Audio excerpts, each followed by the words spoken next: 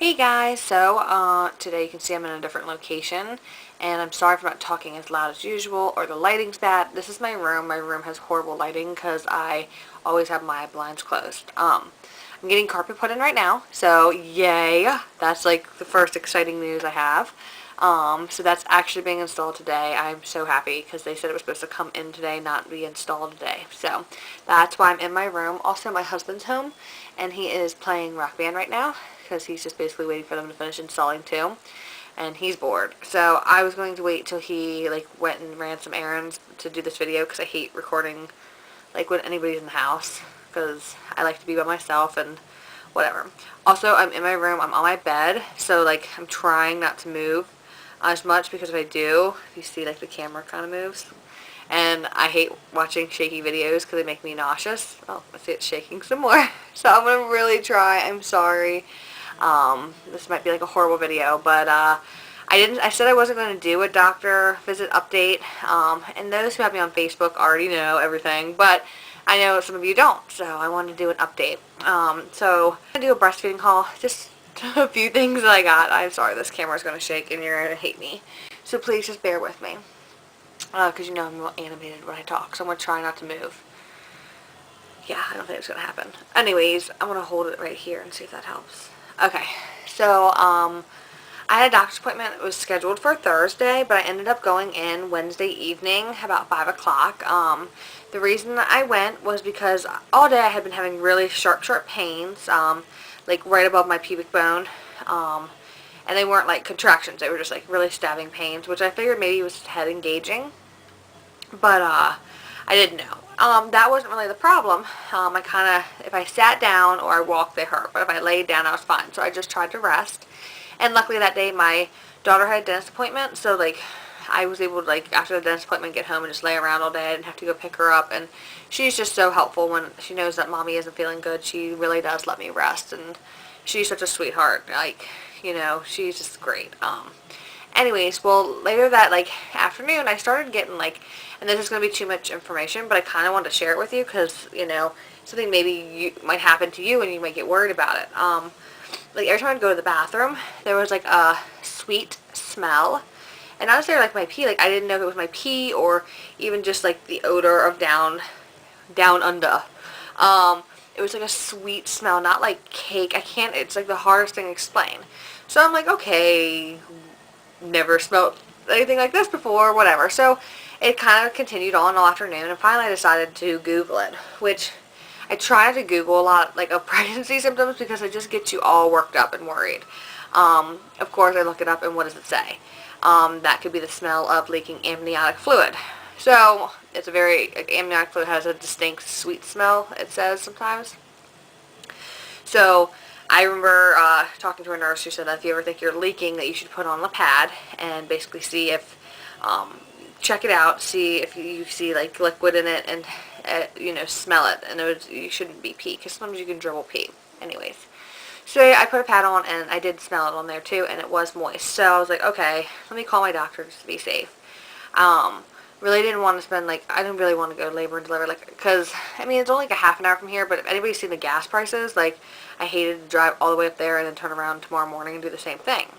So I was whatever, let me call, and he just wanted to check me out just in case, and he was still at the office, even though it was technically closed, and he said, just hurry up and get up here and I'll check you. So basically he decided to just do my whole doctor's visit, like a normal visit, instead of just checking me to see if my water was leaking. So I weighed in, gained 1 pound since last week, which I figured I would. I just hoped it was 1 pound. I didn't want any more, so I'm fine with that. So we're up to 22 pounds. Blood pressure is high. It's high again, and I can't get it down, and it's getting really frustrating. So remember I was telling you in my last video I had a sneaking suspicion that he was going to induce me, and that's why he was sending me for these tests. At this point I hadn't gone for the test. They were for the next day, which was yesterday, Thursday. Anyway, so he checks me and he does a little swab and he puts it on a little piece, whatever, and test it, and basically wasn't leaking amniotic fluid. Thank goodness. So that was no big worry, but he also decided to check me and see if I was dilating, and I was. So I'm dilated to 1 centimeter, and baby boy is definitely engaged more, and, it seems like we're doing good. He said, really, depending on my body, Could be any time. But he does want to induce me. So I know I had mixed feelings about it, and I still do, because obviously I'd rather nature take its course, and we have this baby naturally, but what can you do? If my blood pressure is high, and it's a danger to me and him, it's just what's going to be best for us. So he wanted to induce me at 39 weeks, and this is why I'm excited, because that's what I wanted. I wanted to wait till 39 weeks. So at 39 weeks, that's March 21st, which is the day that I wanted to have him. So I'm not scheduled for the exact date yet. I can't, my hospital does not schedule inductions until a week before. So I won't know until next week the actual date and whatever date they can fit me in. And obviously inductions can be canceled. That's what happened with my daughter twice. So we'll we'll see. And who knows, I might go in naturally. So we'll just have to see. But I wanted to update everybody like that. So if that is the case, just say March 21st, that Monday, I get induced. That's 10 days away. 10.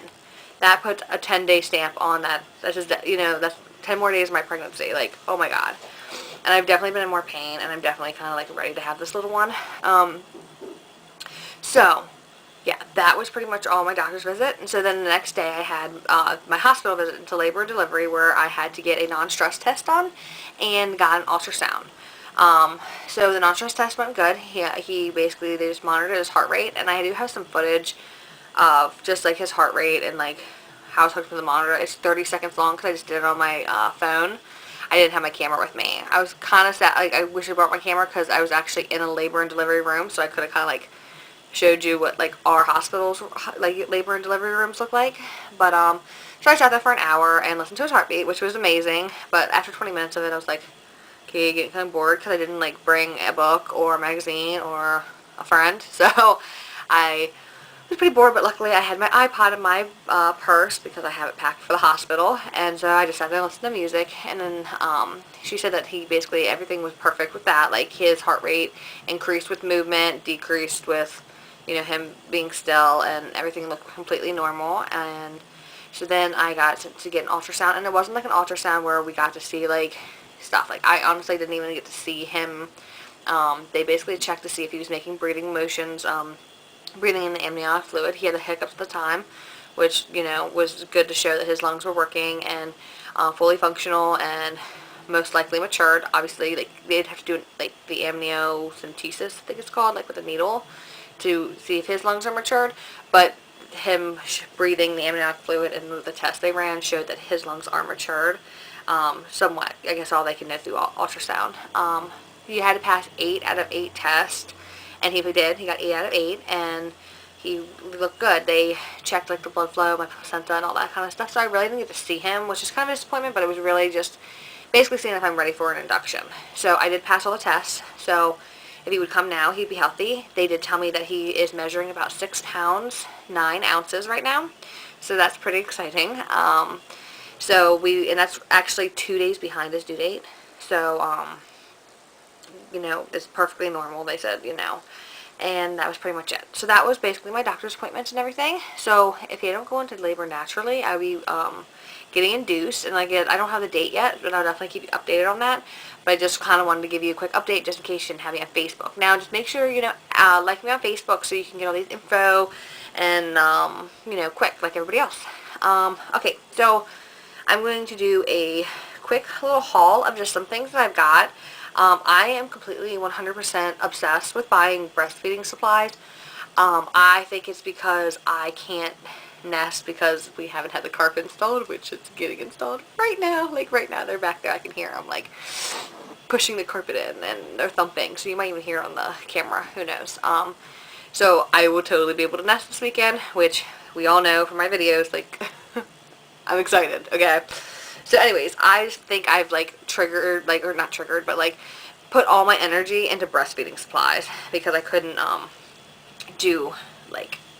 I couldn't nest.